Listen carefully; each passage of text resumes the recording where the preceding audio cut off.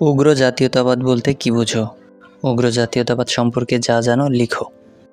ভূমিকা: উগ্র জাতীয়তাবাদ বলতে মূলত স্বজাতি স্বদেশের স্বাতন্ত্র্য রক্ষা করার জন্য যে কোনো ধরনের ধ্বংসাত্মক পন্থা অবলম্বন করতে দ্বিধাবোধ না করাকে বোঝায়। জাতীয়তাবাদ 19 শতকের ধারণা হলেও 20 শতকের ধারণা। মূলত জাতীয়তাবাদের শেষ পর্যায়ে এই উগ্র জাতীয়তাবাদ।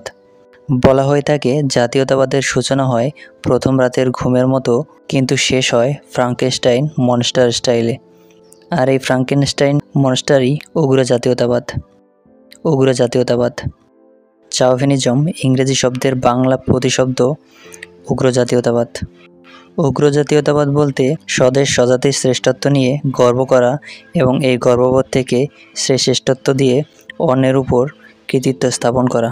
অন্যদিকে জাতীয়তাবাদ বলতে একটি নির্দিষ্ট ভূখণ্ডে বসবাসরত জনগোষ্ঠী দীর্ঘদিন ঐতিহ্যগত সংস্কৃতি দ্বারা আদিষ্ট পরস্পরের ঐক্যবদ্ধভাবে একটি রাজনৈতিক এককে বসবাস করার মানসিক উপলব্ধি।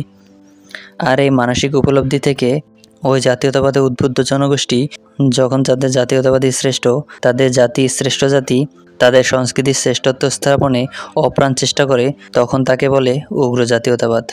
এর উদাহরণ হিসেবে বলা যায় হিটলার ও মুসোলিনির উগ্র জাতীয়তাবাদ।